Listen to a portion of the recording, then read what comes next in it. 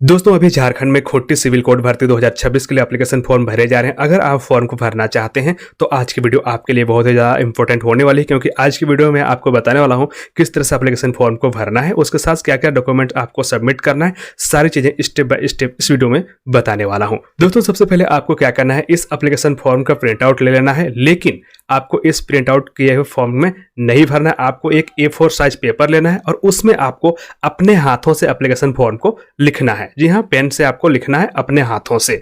तो मैं आपको बता दे रहा हूँ क्या क्या चीजें आपको करना है, इसी तरह से फॉर्मेट बनाकर आपको लिखना है, उसके बाद आपको क्या क्या चीजें भरना है। तो देखिए सबसे पहले यहाँ पर आपको पद नाम भरने का ऑप्शन आता है। यहाँ पर आपको आदेशपाल अनुसेवक पियन, उसके अलावा यहाँ पर ड्राइवर का पद है, दफ्तरी का पद है, तो आप लिख सकते हैं कि इस पद के लिए आप अप्लाई कर रहे हैं। उसके बाद यहाँ पर आप देख सकते हैं हिंदी में, यहाँ पर हिंदी में आपको अपना नाम भर देना है। उसके बाद ख यहाँ पर अंग्रेजी में अपना नाम यहाँ पर अंग्रेजी के बड़े अक्षरों में आपको भर देना है। उसके बाद पिता या पति का नाम यहाँ पर आपको इस तरह से लिख देना है। उसके बाद आपको जन्म तिथि यहाँ पर दे देना है। जन्म तिथि देने के बाद आपको क्या करना है, 1/8/2026 को आपकी आयु कितनी हो रही है वो यहाँ पर आपको वर्ष, महीना और दिन के हिसाब से लिख देना है। तो आपको क्या करना है, अपने डेट ऑफ बर्थ और इस डेट को घटा लेना है। उसके बाद जो आता है आपको यहाँ पर लिख देना है। अगर आप इसको नहीं कर सकते तो आप यहाँ पर इंटरनेट का भी सहायता ले सकते हैं। वहाँ पर आपको एज कैलकुलेटर मिल जाएगा, वहाँ पर डेट ऑफ बर्थ और इस डेट को डालेंगे तो आपका एज और डेट वगैरह ऑटोमेटिकली निकल जाएगा। फिर आपको यहाँ पर डाल देना है। उसके बाद 5वें नंबर में देखिए आपको पूछा जा रहा है स्थायी पता। तो यहाँ पर आपको स्थायी पता ग्राम, पोस्ट, थाना, जिला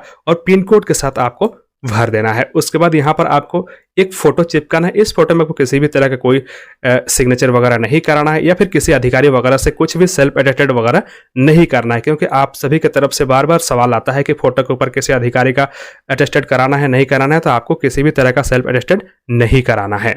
6ठे नंबर में यहाँ पर आप देख सकते हैं पत्राचार का पता। तो पत्राचार का पता भी आपको यहाँ पर डाल देना है। अगर आपका पत्राचार का पता और आपका permanent address same to same है फिर भी आप यहाँ पर डाल देंगे। उसके बाद यहाँ पर आप देख सकते हैं आपको एक मोबाइल नंबर डालना है। तो यहाँ पर आपको मोबाइल नंबर डाल देना है। उसके बाद यहाँ पर आपको ईमेल आईडी डाल देना है। हालांकि मोबाइल नंबर और ईमेल आईडी वही डालिएगा जो चालू हालात में हो, क्योंकि उस पर आपको कोई भी इंफॉर्मेशन भेजा जा सकता है। उसके बाद 9वें नंबर में यहाँ पर देखते हैं राष्ट्रीयता, यहाँ पर भारतीय या इंडियन लिख सकते हैं। 10वें नंबर में आप देख सकते हैं शैक्षणिक एवं व्यावसायिक योग्यताएं। तो यहाँ पर आप जो भी योग्यता देंगे उसका प्रमाण पत्र आपको संलग्न करना होगा। सबसे पहले यहाँ पर आप देख सकते हैं मैट्रिक। तो मैट्रिक का यहाँ पर किस बोर्ड से आपने मैट्रिक पास किया है, कौन से वर्ष में आपने पास किया, कितना % आपका नंबर था, कौन सा डिवीजन था, वो चीजें आपको यहाँ पर डाल देना है। उसी तरह से इंटर का, यहाँ पर आपको इंटर का बोर्ड का नाम दे देना है, कौन से वर्ष में आपने पास किया, कितना नंबर था वो डालना है और यहाँ आपको डिवीजन डाल देना है। स्नातक का भी आप यहाँ पर डाल सकते हैं, कौन से यूनिवर्सिटी से आपने स्नातक किया हुआ है, कौन से वर्ष में किया है, कितना % आपका मार्क्स था, कितना डिवीजन था, वो सारी चीजें यहाँ पर आप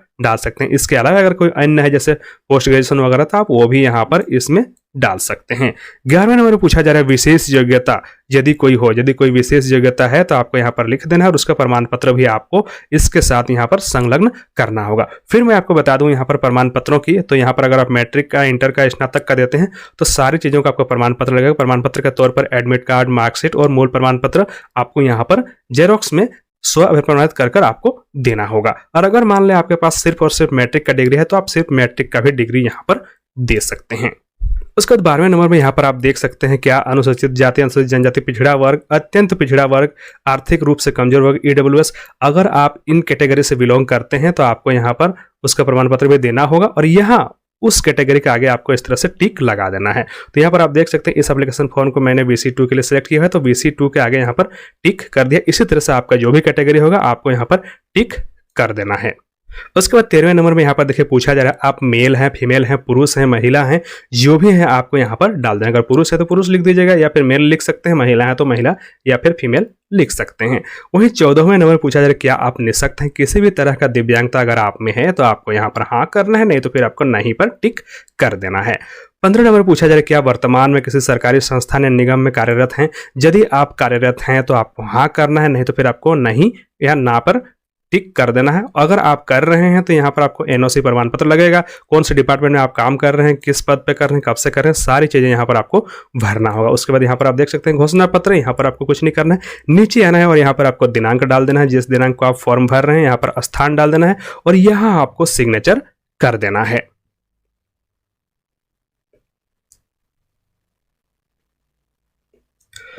दोस्तों इस एप्लीकेशन फॉर्म के साथ ही आपको एडमिट कार्ड का भी फॉर्म मिलता है, तो एडमिट कार्ड वाले को भी आप इस तरह से प्रिंट आउट कर सकते हैं या फिर अपने हाथों से भी लिख सकते हैं। इसको आप दोनों तरह से कर सकते हैं।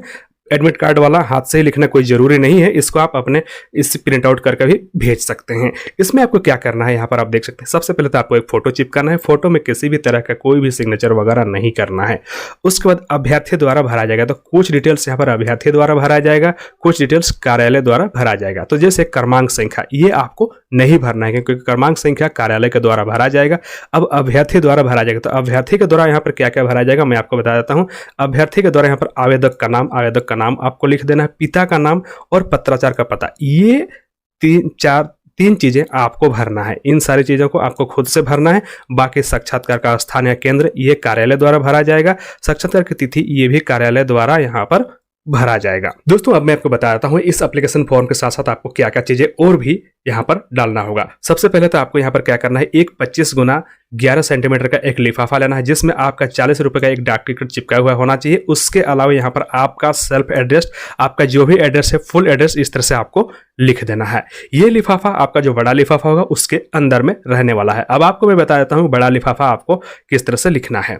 तो ये होने वाला है आपका सबसे जो बड़ा लिफाफा होगा जिसके अंदर में आपका एप्लीकेशन फॉर्म, आपके सारे डॉक्यूमेंट्स और वो लिफाफा रहने वाला है। इस लिफाफा में आपको क्या क्या लिखना है, सबसे पहले आपको विज्ञापन संख्या इस तरह से बड़े अक्षर में बोल्ड अक्षर में आपको लिख देना है। उसके अलावा यहाँ पर पद का नाम लिख देना है, यहाँ पर आपको कैटेगरी भी डाल देना है। इस तरह की चीजें आपको सबसे पहले ऊपर में लिखना है। उसके बाद आपको यहाँ पर एड्रेस लिख देना है, सेवा में प्रभारी न्यायाधीश व्यवहार न्यायालय खूंटी पिन 835210। तो ये चीज आपको बड़े वाले लिफाफा में लिख देना। उसके बाद आपको क्या करना है, स्पीड पोस्ट के माध्यम से इसको सेंड कर देना है। स्पीड पोस्ट के माध्यम से आप जैसे ही सेंड करेंगे तो ये आपका एप्लीकेशन फॉर्म सबमिट हो जाएगा।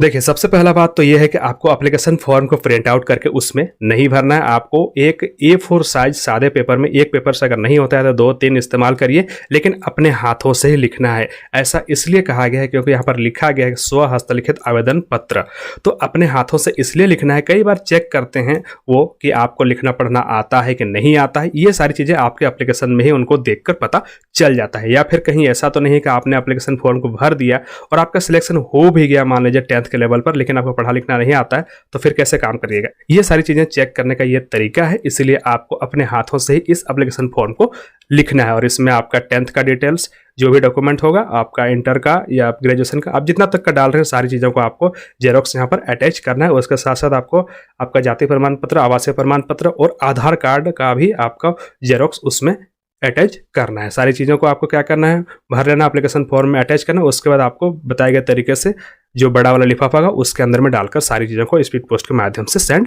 कर देना है। तो दोस्तों मैं आपको वीडियो के डिस्क्रिप्शन बॉक्स में इस एप्लीकेशन फॉर्म को डाउनलोड करने का लिंक दे दूंगा, आप वहां से डाउनलोड कर सकते हैं।